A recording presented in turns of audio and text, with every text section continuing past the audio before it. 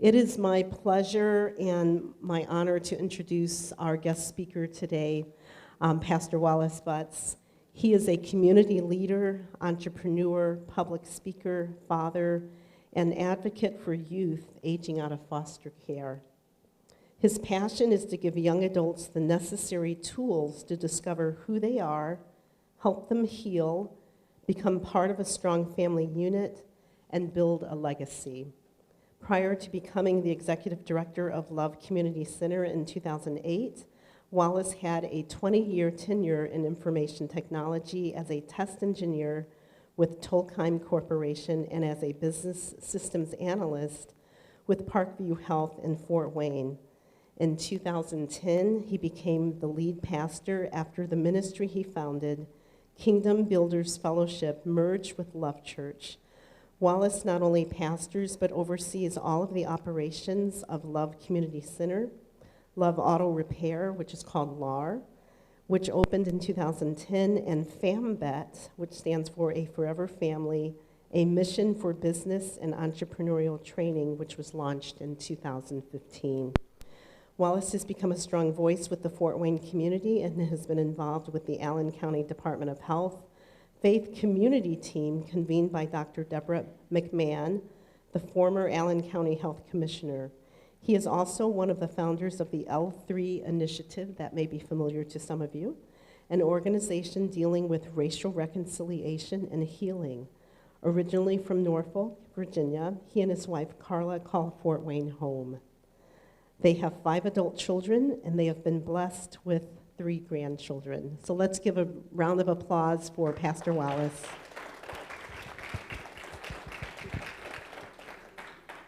Thank you. Okay. Thank you.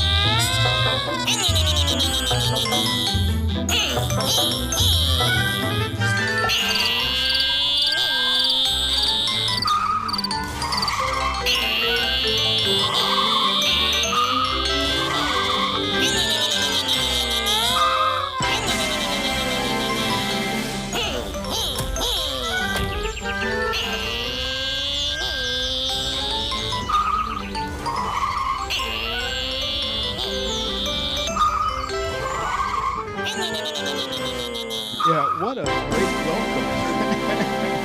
I don't know if I can top that.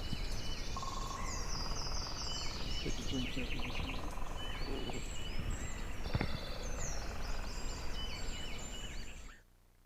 Wow, what a great welcome. It's like that's TV life, right? You just pick right up where you left off and keep her moving, right?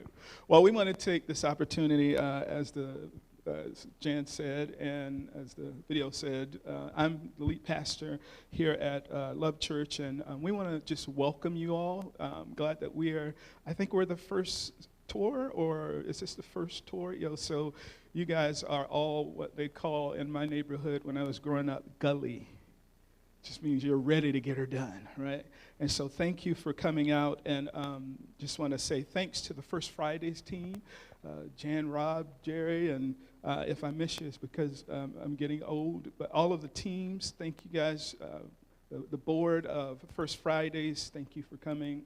Thank you for allowing us to share our story. And so welcome, welcome, welcome. It was tough preparing for you guys. All of you are leaders in our community, and you have impact, and you're making a difference and in your various ways. And so I decided to kind of go with, I think, something that's a little unique today. I'm going to try to weave in all of my various roles in my presentation today. So if, we get to 2 o'clock and I'm not finished, somebody can come pull my coattail. So let me start with this scripture, and then I'll go into my presentation that I'd like for you to have. This is found in Genesis chapter 1, verse 1 through 5. It's a little bit wordy, but it says this. In the beginning, God created the heavens and the earth. The earth was formless and empty, and darkness covered the deep waters. The Spirit of God was hovering over the surface of the waters. Then God said, "Let there be light." And there was light. And God saw that the light was good. Then he separated the light from the darkness. God called the light day and the darkness night, and evening passed and morning came, marking the first day. I'm sure as you look at that, you don't have any qualms about seeing leadership in that verse, right? But oftentimes we don't look to the scriptures as a source of leadership. This is role one, my pastoral role. We'll get to the business stuff later. We don't often see the scriptures as a meaningful, viable, I'm going to call it a living document to help in leadership. Informal poll, how many of you have read books with leader in the title, have read more than 10? By show of hands. You've read more than 10 books with leadership in the title. How many of you read more than 20? 20 of more books with leader in the title. You've read more than 20 books. We seem to be stopped at 20. I did a little bit of research, and I came across this article from 2015, and it said that if you were to Google leadership book on Amazon, this is back in 2015, if you were to Google that, you would end up with tens of thousands of books on leadership or with leadership in the title. From January to October of 2015, there were over 1,200 books being released on Amazon in the first 10 months of 2015. They surmised that if you did the math, it's probably like 4 books every day is being released on Amazon about leadership. Does that surprise anybody? The author had this thought about why there are so many books. He says, because all of us have opinions about leadership. One of the things he said is that we feel like our leadership experience is unique, And so we're always putting out information about what leadership is and who a leader is and all of those good things. And again, we all have opinions about leadership. Of those of you that said you read more than 10 books with leadership in the title, did any of the 10 books conflict in their opinions? Show of hands. Or were they all kind of heading in the same direction, saying the same thing? It's like, do I do that or do I do that? I mean, if you've read conflicting accounts of what you should do in your leadership role, and you have all of the gurus online telling us what leadership is, what actually is the right strategy to take when it comes to leadership? Well, since I'm introducing myself and telling you about me, I'm going to tell you and you probably already guessed, what my leadership go-to book is. And I've read a lot of leadership books. I haven't gotten past 10 with leadership in the title, but I've read, based on the poll, 10 is probably a lot of books with leadership in the title. And so I've read several books about that, and I keep coming back to the original leader, the one who, as it says, in the beginning, created. Because that's what leaders do. Leaders create. And so I'm going to give you a definition that you're probably familiar with and probably have not applied it to leadership across the board. And the definition is for the word entrepreneur. And Merriam-Webster says this about entrepreneur, that an entrepreneur is one who organizes, manages, and assumes the risk of a business or enterprise. Say that again. One who organizes, manages, and assumes the risk of a business enterprise. Let's glance back at Genesis chapter 1 again. We'll see the context of that definition in this particular scripture. It says, in the beginning, God created. God created. And what that says to me is that when an entrepreneur arrives on a scene where things are out of order or things are not as they should be, in this case, it was dark and it was formless and it was empty and darkness covered the deep. And so the leader arrived and said, this needs to change. This can't be this way. And so then what the leader did here in this scripture is he spoke. He was hovering, his spirit was hovering over the face of the deep. And then he spoke and he said, let there be light. And then he went on to make the light and to make sure it was good. And then he declared about what he had done, that it was good. When it comes to entrepreneurialism and entrepreneurs, I have a very simple definition that I live by and that I share with the young people who are in leadership here, which I'll explain in a minute. And that is, what an entrepreneur does is, probably first pronounces the word right, correctly. What an entrepreneur does is they see an opportunity, they develop a strategy, and then they implement the solution. And they oversee it and manage it and make sure that it's good. That's my very simple definition. And so if you're doing that in any capacity, anywhere, you're an entrepreneur. Now, entrepreneur, in my estimation, takes on a couple of forms. One, and it's not unique to me, it's probably one of the 10 books I read on leadership. But what an entrepreneur does is an entrepreneur can, I should say variations of an entrepreneur. You can be an entrepreneur outside, meaning you create the business, you create you discover the opportunity, you develop the strategy, or you can be an intrapreneur. How many of you have heard that term, intrapreneur? Few hands. So let me describe what an entrepreneur is. An entrepreneur is a person who has come alongside of an entrepreneur, sees that vision, sees that strategy, and then they take on the spirit and the heart of that entrepreneur, and they begin to lead from that perspective.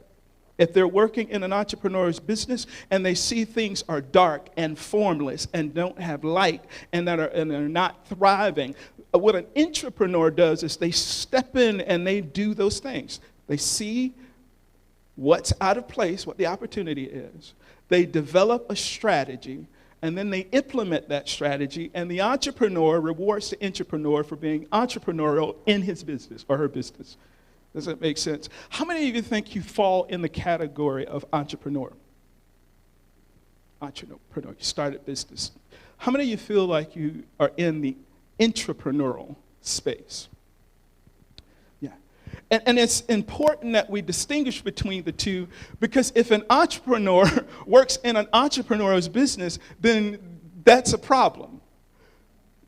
Because an entrepreneur in another entrepreneur's business will be trying to find the problem or the opportunity, develop a strategy, and then execute it. And then what you end up with is you end up with two heads of a company working in the same company, and what you end up with is division. Division stops opportunities, or it stops the ability to bring a strategic solution to bear. And so understanding the difference between that, I've been both. Tell you about myself, I'm from Norfolk, Virginia, as my bio said, and the earliest business I ever implemented had to do with the opportunity to find something to eat. So I'm one of 10 kids and big family, and we were very poor, dirt poor, and there were times we went to bed without food, and there were times when the electricity was off in our home, and the water was off in our home, and utilities were off in our home. And so my very first mission in life was to get out of poverty. And as I said before, to find things to eat. And so I discovered one day as I was, I'm sorry, I can't even say it with a straight face, surveying the issues or the opportunity to eat, that I could cut hair. I learned to cut hair by putting a bowl literally on my head. and cutting around it so that I could have a fade. And I had not yet learned how to fade it in. It's called tapering in the barbering business. I hadn't yet learned how to taper it in, but I started by putting that bowl. And someone recognized, after I got it all together and started tapering well, recognized that I could cut hair. And you know what they did? They asked me, can you cut my hair? And as the opportunist, I say, sure, for $3. And that person that paid me $3 opened up an opportunity for me to find food. And so I began cutting the hair of my friends and neighbors for $3. I had an opportunity, and I'm not one that shies away from the word problems. I think sometimes we sugarcoat words and we lose the ability to effectively change them. We try to soften the word. It was a problem for me to not eat. I mean, I think you would agree with me if you were in that situation. And so finding a solution to that problem became, and I'm 11 years old at that point, trying to find a place to eat.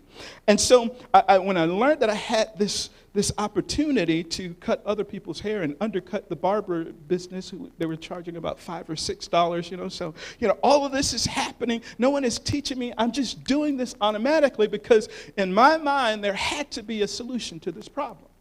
If the people who were caring for me were not bringing that solution to bear for me, I had to take the initiative to go after. Now, if you had asked me back then if I were an entrepreneur, I would have said, no, I'm hungry. I'm just trying to solve this problem. But looking back, I can now see how entrepreneurial that was.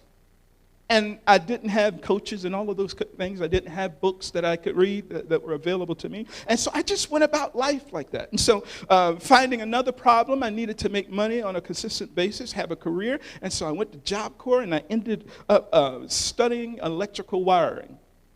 And so I did that for a couple of years and came out of Job Corps with what they called a pre-apprenticeship certificate that said that I can at least practice, carrying large pipes and digging ditches. And, it's like I had to have a certificate for that. And at that moment, I became an entrepreneur. That means I started finding solutions in someone else's vision to help that vision come to pass, being creative in the way that I interacted with that business. And that was entrepreneurial. That means I was just doing my job and trying to help solve solutions. And so I've operated in both realms. And I would gather that every entrepreneur in the building has probably done the same thing. Has there been any entrepreneur that has only been in their own business? I mean, you've owned your own business from high school or college. Okay. So most of us have experienced that. Let me ask this question. Has there been any entrepreneur that found themselves in conflict with somebody else's vision? So you were working for someone and you didn't think it was going well. That's the conflict there. Anybody been in that? You felt like, we could do a lot better at this. We can do something. And for an entrepreneur, when that opportunity shows up, what we typically do is we leave that entrepreneur that we're working under and we either start something that solves the problem that we saw internally, or we find an entrepreneur that agrees wholeheartedly with us, which is rare. And so that's the spirit of entrepreneurialism. It is looking or finding an opportunity, whether you go looking for it or you are just, you're in it, you're immersed in it because it's where you were born or the situation or however you get to that. You see the opportunity, you develop a strategy, and then you execute that strategy to make sure that it is good, right? Entrepreneurialism. So the reason I'm talking to you about entrepreneurialism is because as an organization, my primary career was information technology. And so I've been an entrepreneur in information technology settings. And I've also launched a consulting business that was entrepreneurial in nature. And then 2008 kind of pushed me back into the entrepreneurial space. And so then I've been in that mode for a long time. And so I left the IT world and I came to the not-for-profit space. And I would probably venture that not many people consider themselves in the not-for-profit space entrepreneurs or doing something entrepreneurial. I don't think we kind of see ourselves. Well, let me ask for a moment. How many not-for-profit people are here? You mind if I ask the capacity? Are you executive directors? Are you directors? Or what's the titles that are out here, the leadership titles that are out here from the nonprofit sector? An executive, one of the executives. I know Jen is a director in the not-for-profit that she works in. Other leadership titles in the not-for-profit space. Director, executive director, you said? Administrator. And so you have all of these opportunities to be entrepreneurs in that place and to look for strategic opportunities to bring to bear. But when we're operating in that space, we don't typically consider it entrepreneurial. I mean, do you? I'll just ask. Have you in the past considered what you do entrepreneurial or entrepreneurial in nature?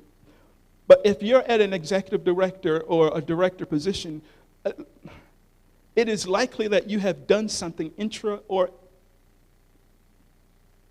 entrepreneurial to get to that place. You have recognized problems and you have brought solutions to bear and you've executed them. And someone who is entrepreneurial or a leader said, that's valuable. And they reward you with a title. Or I like to say the reward for hard work is more work. They've given you more work. Sometimes we don't give the pay that's commensurate with that work, but we give more work. Let's take a look at our mission. All of that entrepreneurial stuff was important because I want you to understand who we are as an organization because we are uniquely different. You know, we're that kind of different that when you start explaining to people, people say, "Oh, you're different." And it's like, I don't understand what you are, but if you understand it, we'll go with that because you're different. Our mission is to facilitate a Christ-centered whole life approach to discover, develop, and empower each aged-out person's unique ability. And our vision statement for our overall ministry is that the Spirit of the Lord is upon me to heal, comfort, and free, to rebuild cities, and to restore old ruins. That is very entrepreneurial. Because in healing, you have to discover the problem. You have to find out why people are in the situations and the circumstances that they're in. To comfort others, same thing. You got to figure all of that out. And you have to bring an entrepreneurial spirit to solving the problems or the opportunities, to be politically correct. That's not political. I mean business correct. You get the gist. So here was the opportunity problem that we discovered. Before I go to that, we were already leading at one point in the area of caring for people who are considered the least of these. We were giving out, as an organization, the founder developed a strategy to give out food and to give out clothing and to give training. And Pastor Phil Mortensen and his wife, Fran Mortensen, they were entrepreneurial in this space. At the time that they launched this ministry, there were not a lot of food banks in Fort Wayne. Now there are over 300, I think, in Allen County. You know, but when they moved into this space, there was not a lot of people doing it, and they would not have considered themselves entrepreneurial, but they were very much entrepreneurial. The problem or the opportunity when I got here was we had an organizational health assessment tell us that we had no distinction. And if we were to disappear, no one would miss us as an organization. And you can go after you hear a report like that, woohoo, thanks, I think. But for the entrepreneur, I looked at it and immediately my mind went to, okay, how do we solve that problem? How do we distinguish ourselves from a crowded marketplace, food, clothing, and all of those things? How do we distinguish ourselves? And I did not have a clue on how to do that. And so we began to pray about it. We began to ask God about it. And I was driving down Clinton Street one day. I don't remember what day it was. And I was listening to Christian radio, and there was a story on about a young lady who ended up in foster care, and she wanted a forever family.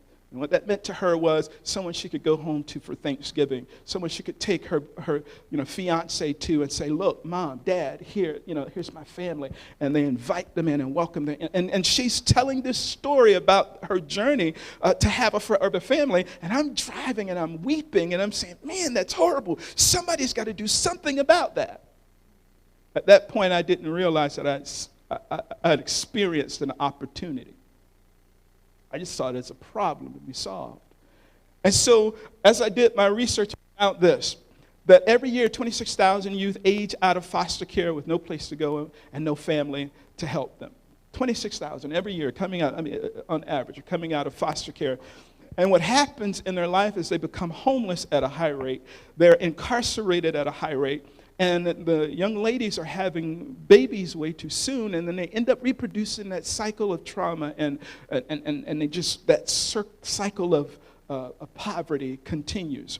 And when we discovered and educated ourselves about that opportunity / problem, that led us to a strategic initiative. And what we do right now is called Forever Family. It's a mission of business and entrepreneurial training. And you may ask, maybe not after that intro about entrepreneur, but you may ask, why is business and entrepreneurial training in our strategy?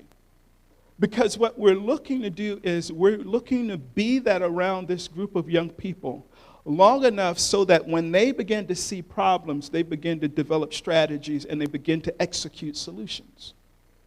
And once they grab that, you'll be able to take any of the young people that come through our program, drop them in an area or Alaska, which is not a place I would ever want to be, and they will have within them this idea that, when I was around Pastor Wallace and his team, when we faced problems, this is how they solved it. They developed, they understood the opportunity, they developed a strategy, and they executed that strategy.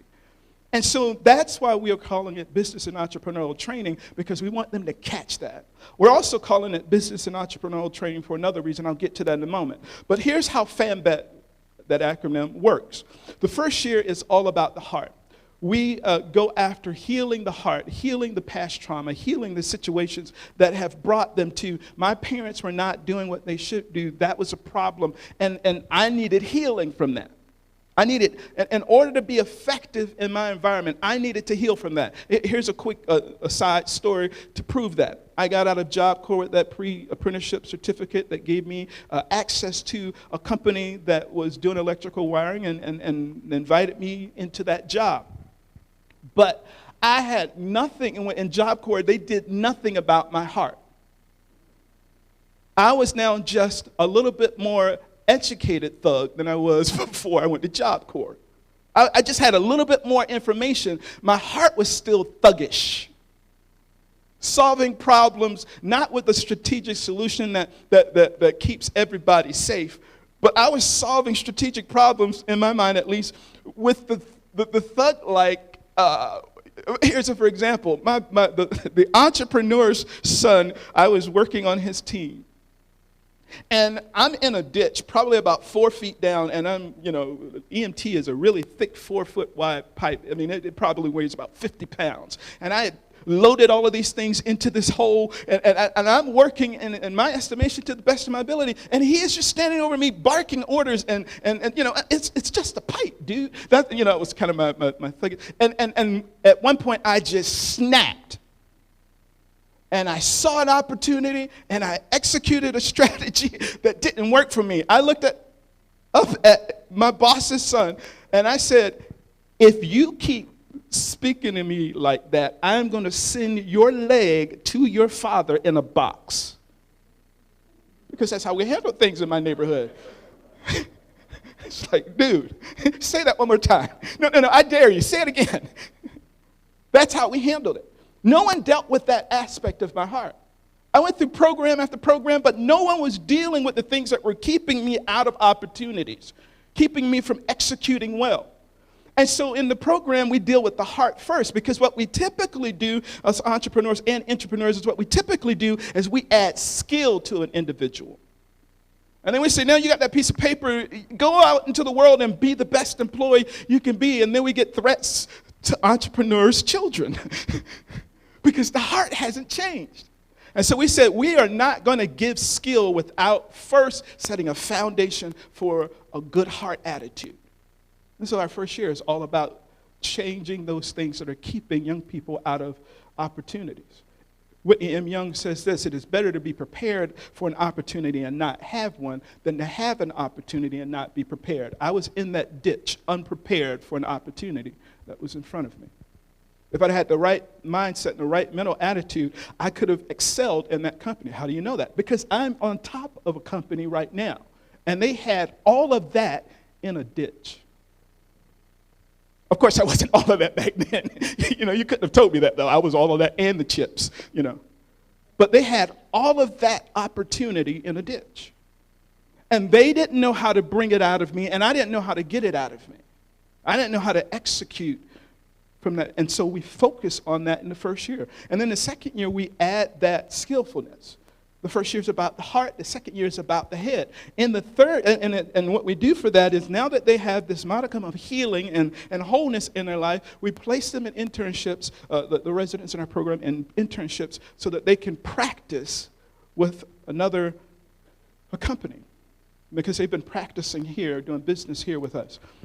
And when they finish that internship, they're then placed in a job. And the third year is about giving back to the community. Now, we have taken this opportunity to heal them and to give them skills and to develop them. And now we want them to do the exact same thing in a community that needs opportunities and strategy and all of that. And so we plant them in a community that is low income and distressed, so that they can practice their entrepreneurial training. The business side of that is that we launch businesses as a means to underwrite the programming. Now, this year is the first year in our 5-year journey now, the first year that our business endeavor can underwrite residents in our program. And so between last year, and I still feel like it's COVID, between the year before and today, my mind has radically changed. I found myself as a leader trying to be an entrepreneur in a business where I am an entrepreneur in nature. And this organization allows me to be entrepreneurial. I know another pastor who tried to launch an auto repair shop in his church, and the board kicked him out.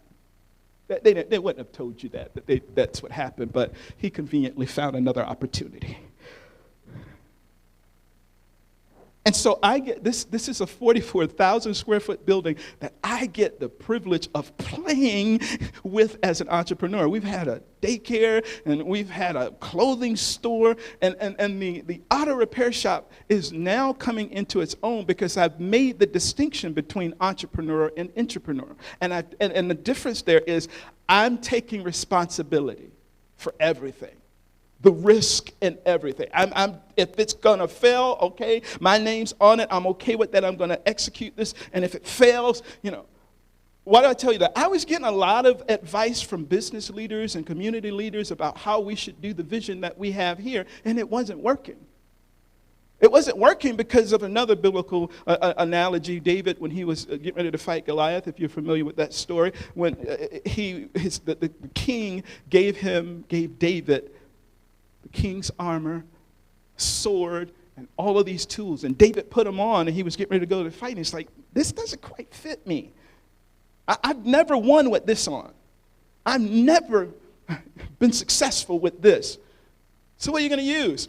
I got a slingshot. I got a slingshot. Dude, this guy's been fighting from birth. How in the world are you going to do anything about that? Well, King, there was this time when a bear came after me, and there was this time when a lion came after me, and I slew both of them, grabbed them by their beard, and they were trying to take my sheep, and I took them out. And so this sling works for me. And that's important. Understanding who you are and how you've been designed and what you're supposed to be up to is important, because then you can use the tools that work for you. And so a couple of years ago, I took off my not-for-profit hat thinking, And I put on my entrepreneurial thinking. And today the result was that our auto repair shop, for the first time, is able to care for our young people. We launched it for that reason. I'm not bragging. I'm just trying to show you the power of being who you are in the organization, recognizing your contribution and the opportunities. The auto repair shop will, at the end of this month, eclipse all of the gross revenue that we had last year. We're a few thousand away from what we made.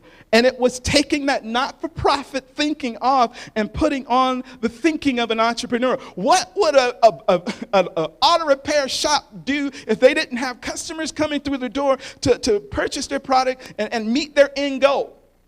That's the questions I started asking. Not, what would the community think about me if I did that? What would the people who are donating to us think about me if I did that?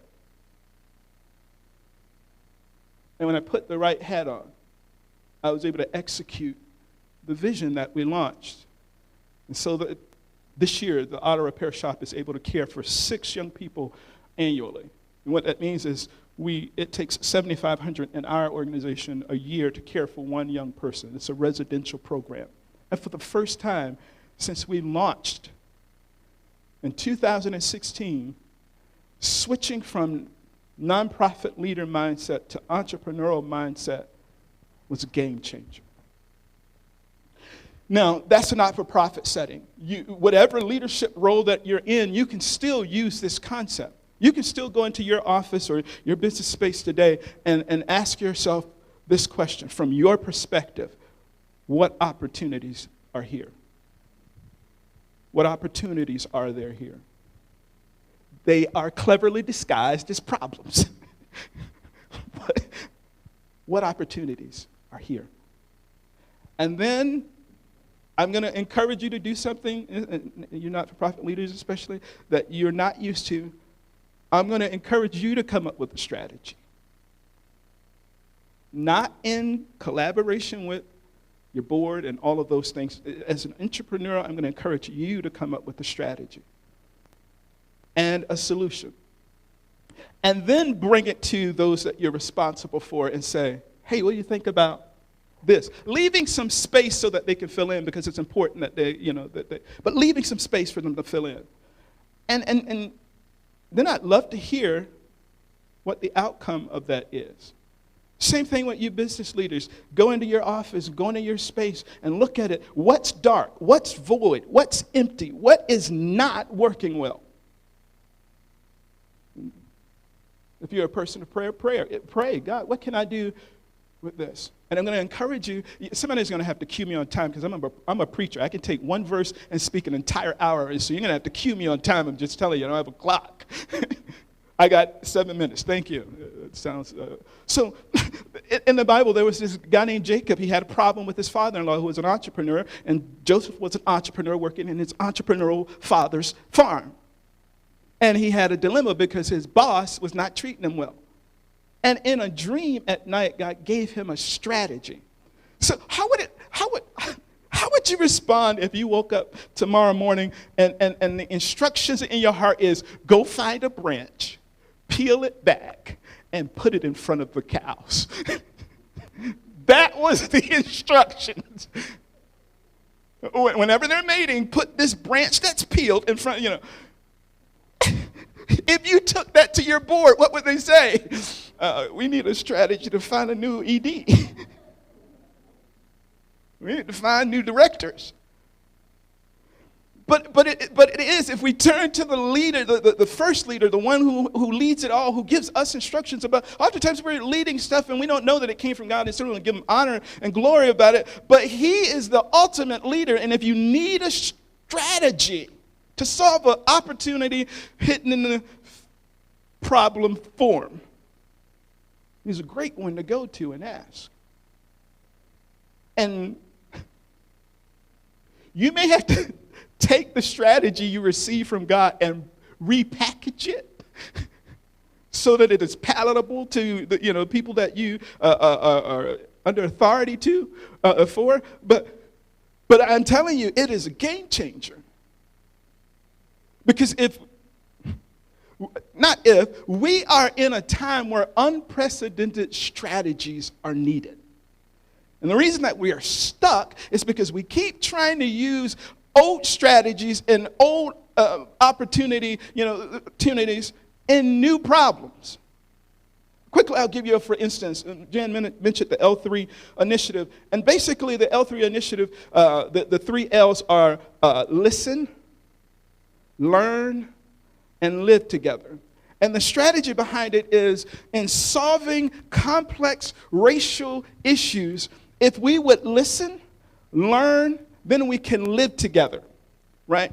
What has been happening as we've watched through the news as issues have surfaced in our country and protests about racial equality and all of that has come to the surface, what we have done is we have taken strategies that someone saw and created a long time ago, and we're trying to implement them in this new deal that we're in, and it's not working. And if we're not careful, what we'll end up with is another 50 years, there'll be another march, there'll be another protest, because what we have to do is we have to say, here's the problem, and here's the solution, and then we need to execute that solution. If you're interested in what we've come up with to solve the problem, you can reach out to me via email or phone, and we'll get you information. We have a team of people working on that. We realize that the win racially in our country will not come through legislation. It won't come through marching. It will not come through all of the normal means that we go about trying to do that, because we're trying to fix a heart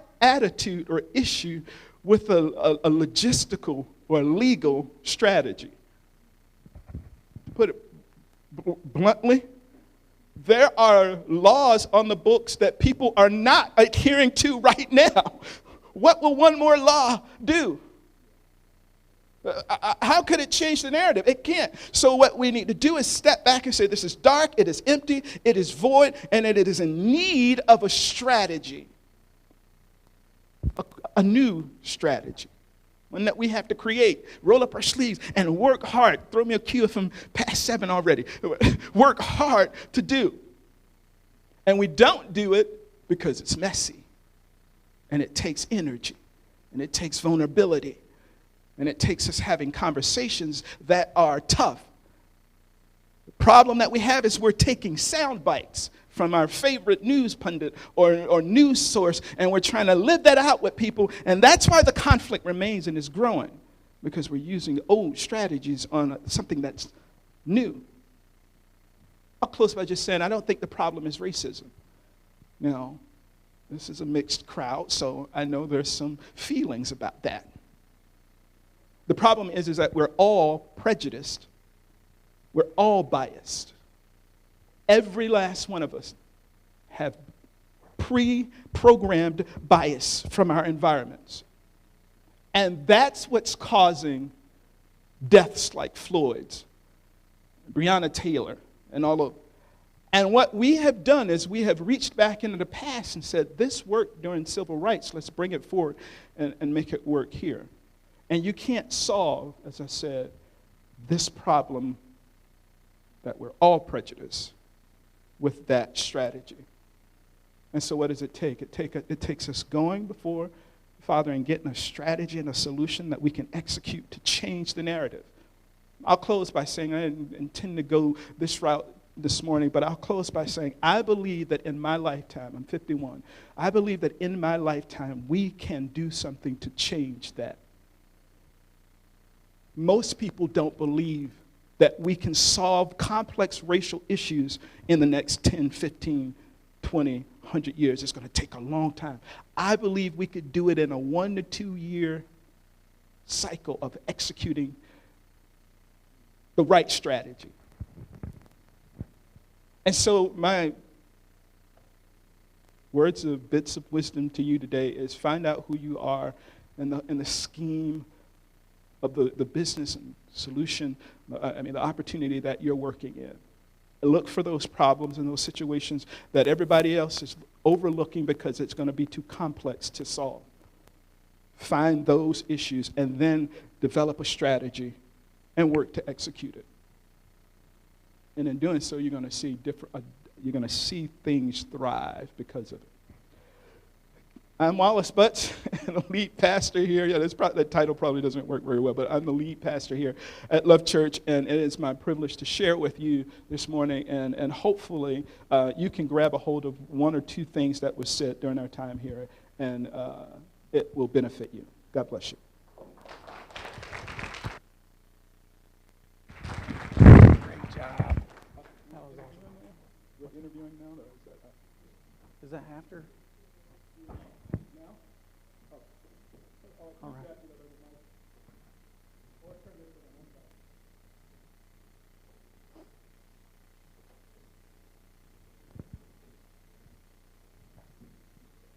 Do you want to take? We're good. And then all right. And then I'll close this out. So we're just going to take a few minutes for Q&A. I'm sure some of you have some questions for Pastor Wallace that he'd love to answer. So go ahead. I can, you know what? I can walk around and take your questions, and we can go from there because he has an extra mic.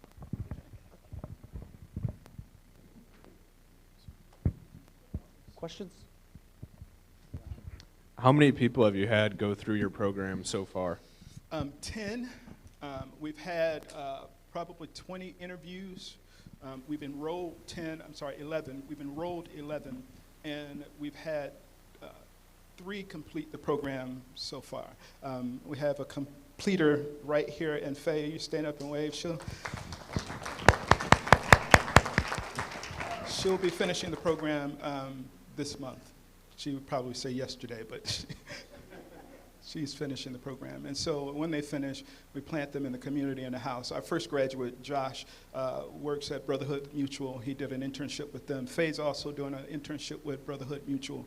And Josh actually works at Brotherhood and lives off of Oxford Street. Question?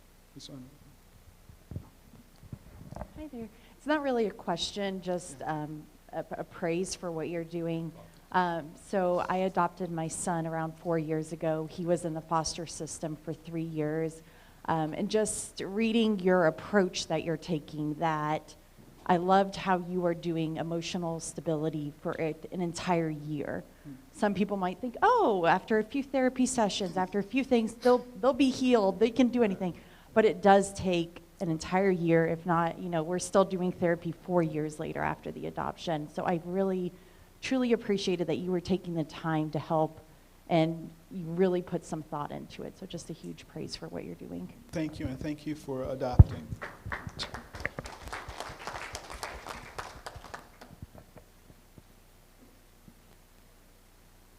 What other questions we have?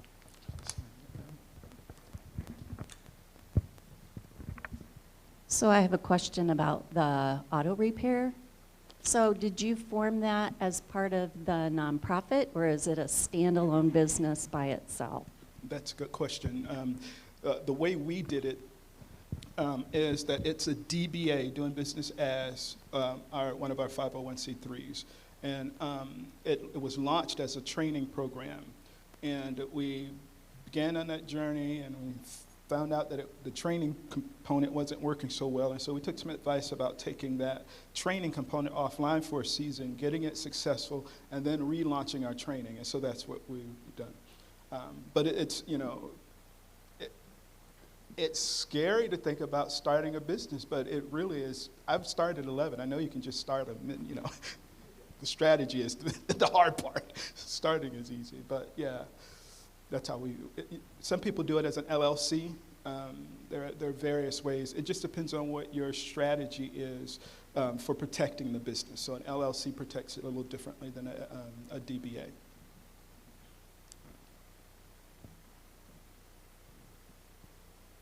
Any other questions? All right. Pastor West, you talked about the difference between an entrepreneur and an entrepreneur. In my position, I have a section of a business that I'm responsible for. Can I apply entrepreneurial strategies in my section under another entrepreneur. Does that make sense? The question is really clear, and it's important. So when I read the biblical account, when God moved into that space, nobody else was there, right? That required an entrepreneurial strategy. But when you move into a space, you move into someone else's vision, right? So understanding that person's heart will give you more opportunity to be entrepreneurial, not just the job description. If you look at the job description and you have entrepreneurial tendencies, you and or your boss are going to be frustrated at some point. So you can, if you recognize the vision and you see it clear enough, then you can find places that are dark and void and unhealthy. He's got a follow-up question.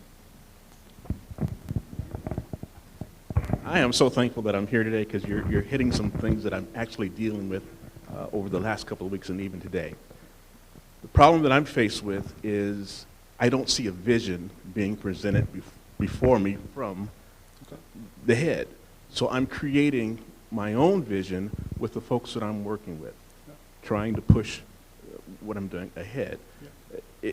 Is there any, do you see difficulty with that, or is that something I should not be doing, or try to buy into? It's gonna be virtually, in my estimation, this is anecdotal. I mean, I've worked both places. It's gonna be incredibly difficult to do it without understanding what the parameters are that are already there. That is the vision. So as a strategy, you can go and inquire about the vision, and you can ask questions based on what you've seen about the vision. You can, a good entrepreneur, and my friend Arlen, I'm told, is a really good entrepreneurial person. They know how to pull all of that out of the leader's heart, and then they examine it, and they can then take it and execute entrepreneurially. But if you move ahead, then you end up with division. Even if your strategy is incredible, division is going to cause it to collapse.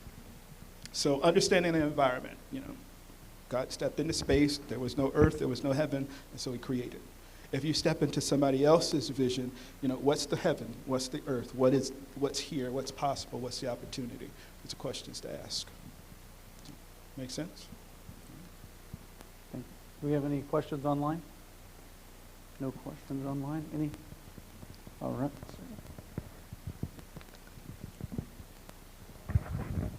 So you mentioned you started around 11 businesses, correct? So those are, I would think, 11 different passions you had, or do they go all together? At what point do you find a new passion, or does that same passion stay with, the first business you started? At what point do you think the new passion is taken away from the first passion you had, or do you find that it's sticking with it? Good question. When I look at my journey, it's always been about where am I right now? So what's the environment that I'm in? When I was in poverty, I found a pair of clippers, and those clippers created that opportunity for me. And so I've had a barber opportunity. This one is less acceptable, but at another point, I started a business of drug dealing when I was younger.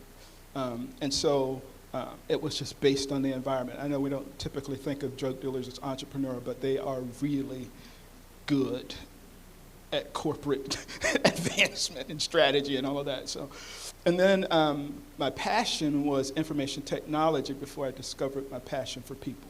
And so I started businesses around that. I started at least 2 different businesses in information technology. And so then when I came here, it was a blank canvas. We had lifts in our garage that we were using just to repair vehicles for our the buses that we had. And so when I arrived, I said, we could use this to repair other people's vehicles. And so it's always, for me, it's always the environment. Now, so auto repair is not a passion of mine at all, but the mission is, and so I can move it ahead from that perspective.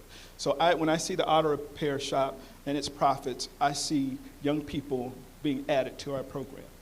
And so the overall goal and mission of the auto repair shop is to, in the current state that I see it, it can support 40 young people per year when the revenue is where it needs to be. And so it's always been about that. And My passion is not related to one of those items. My passion is seeing people's lives transformed.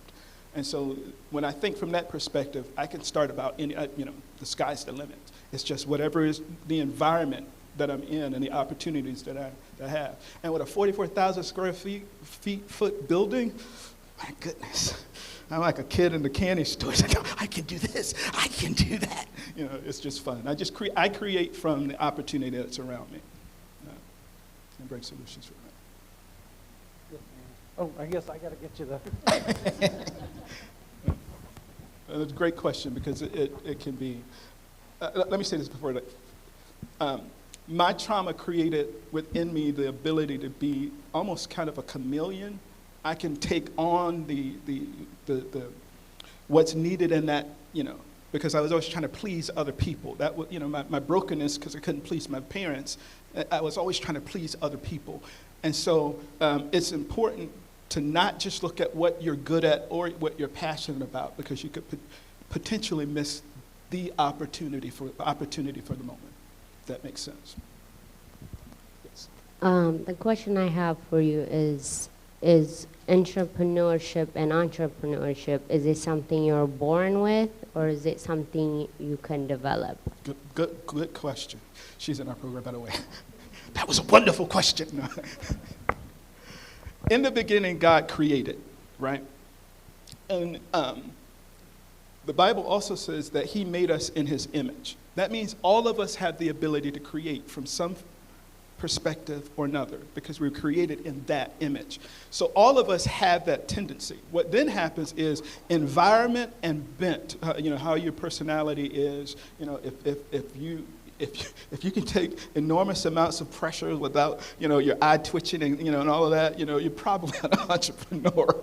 But, entrepreneurs, I can pass off, some of my pressure to my boss and to, and so to answer the direct question, I think we're all created with the ability, even if it's being an entrepreneur in your family, because you guys created that environment when you adopted.